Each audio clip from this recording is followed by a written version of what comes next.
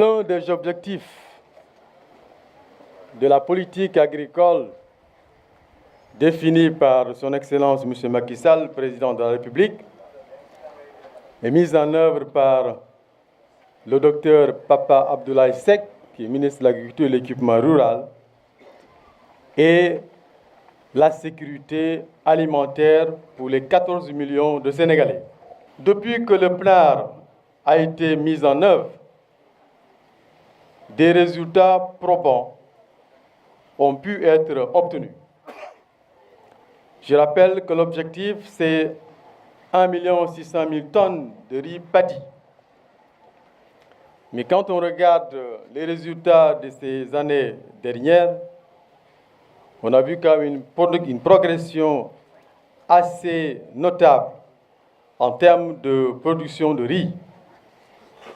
Cette année, la production est estimée à 945 000 tonnes, soit une baisse par rapport à l'année précédente. Mais vous connaissez tous la raison, c'est l'arrêt précoce des pluies dans notre pays.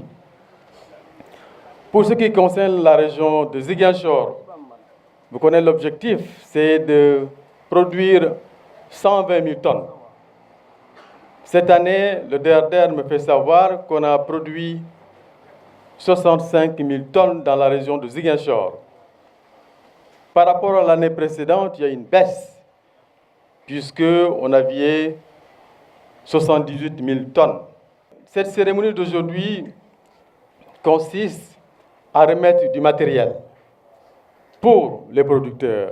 Nous comptons sur vous non seulement pour l'usage à bon escient de ces matériels.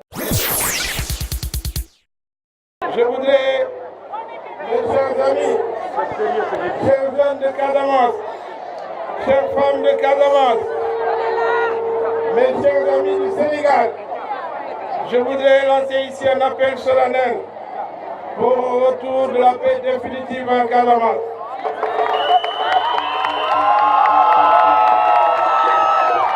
Je lance un appel à tous les acteurs, le gouvernement, mais aussi les MFDC, toutes forces comprises, pour que des négociations sérieuses et inclusives puissent être entamées le plus rapidement possible, parce que nous ne pouvons pas rester dans cette situation de ni paix ni guerre depuis des décennies. Le Sénégal a besoin de la Casamance a besoin du Sénégal. Nous sommes tous des fils du Sénégal. Par conséquent, il ne faudrait pas qu'il y ait une partie du territoire qui ne soit pas en paix et que chaque fois qu'on vient de chanter des slogans ici en disant que la paix est déjà là. Ce n'est pas vrai. Les femmes, les jeunes, les anciens, les sages, bref, toute la communauté sénégalaise qui vit en Casamance en a marre de cette situation de l'Union. Il faudrait que les acteurs fassent de telle sorte que l'on puisse négocier avec l'ensemble du frère du MFDC pour un retour définitif de la paix dans cette partie du Sénégal.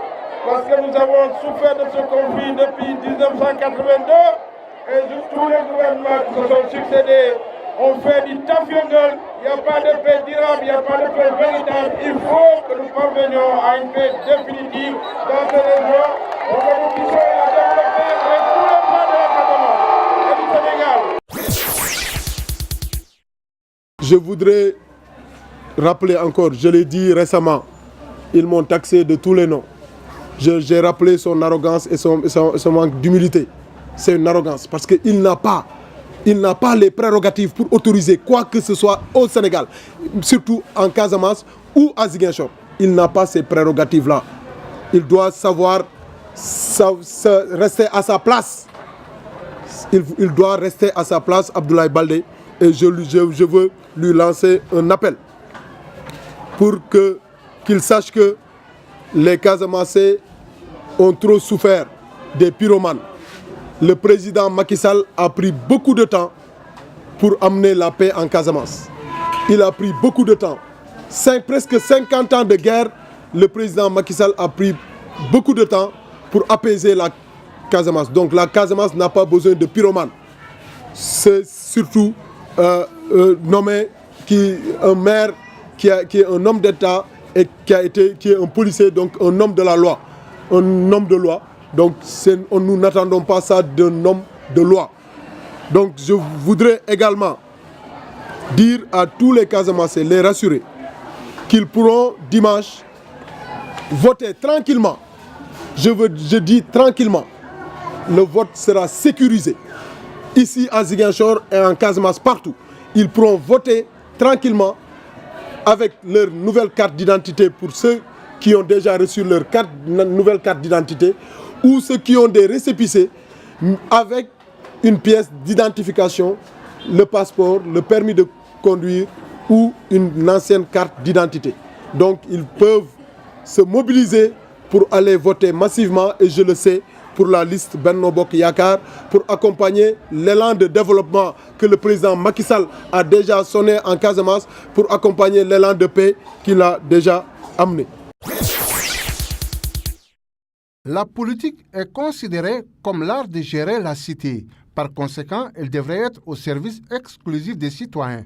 Est-ce le cas au Sénégal? Certainement pas, car au pays de Lat Dior, Ngoné Latyr Diop, de Maba Diakhou Ba, de Koli Tengala ou alors de Fodé Bakary Kaba Doumbouya, la politique prend la forme d'une science sans conscience. Pendant longtemps, en effet, elle a été réservée à une élite composée d'intellectuels. Du coup, la politique au Sénégal se décline comme un moyen d'asservir un peuple dont le seul tort est de n'avoir pas été à l'école française. Certes, les paradigmes ont changé désormais, mais la politique, sous-tendue par une démocratie mal intériorisée, ne réussit pas à se purifier. La présente campagne électorale est là pour illustrer les rapports entre les hommes politiques et le bas peuple. Aujourd'hui encore, convaincre sans avoir toujours raison guide l'action des hommes politiques. Pour arriver à leur fin, ces derniers sont prêts à tout et même à plonger le pays dans une situation d'instabilité. C'est le cas en ce moment avec une campagne électorale mouvementée caractérisée par des contestations, des menaces, des agressions. Bref, les ingrédients d'une explosion sont bien mis en place, et cela à cause de l'irresponsabilité des hommes politiques qui oublient que le Sénégal vivra au-delà du 30 juillet 2017.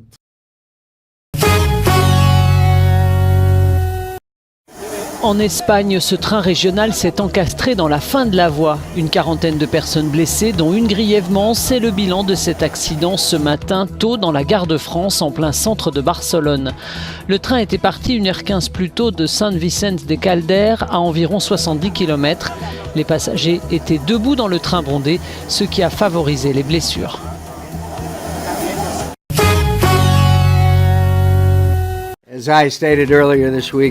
Trois dissidents, 3 sénateurs républicains ont empêché leur parti d'abroger le système de santé Obamacare. Le projet de réforme a été rejeté la nuit dernière par 51 voix, dont celle de John McCain contre 49. C'est une grande déception, a déclaré Mitch McConnell, le leader de la majorité au Sénat, à l'issue du vote. Pour les républicains qui tentent depuis 7 ans de porter un coup fatal à ce système de santé emblématique de la présidence Obama, il s'agit d'un nouveau revers de taille. Et pour Donald Trump, c'est carrément un affront. Le président américain a tweeté « 3 républicains et 48 démocrates laissent tomber le peuple américain ». Les efforts de la droite américaine pour abroger l'Obamacare ont divisé le pays et provoqué des manifestations jusque devant le Capitole à Washington, comme la nuit dernière lors du vote.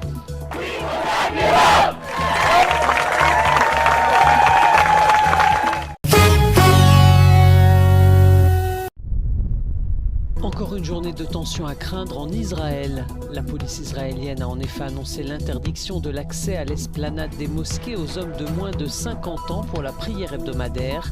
Interdiction décidée après les incidents survenus la veille et face au risque de nouveaux affrontements. Les fidèles musulmans devaient revenir aujourd'hui sur l'esplanade des mosquées à Jérusalem pour la prière du vendredi, après 15 jours de boycott. Ils avaient cessé de se rendre sur l'esplanade pour protester contre la mise en place de portiques de sécurité puis de caméras aux entrées du site. Mais malgré le retrait de ces installations, des affrontements ont éclaté hier encore, faisant une centaine de blessés.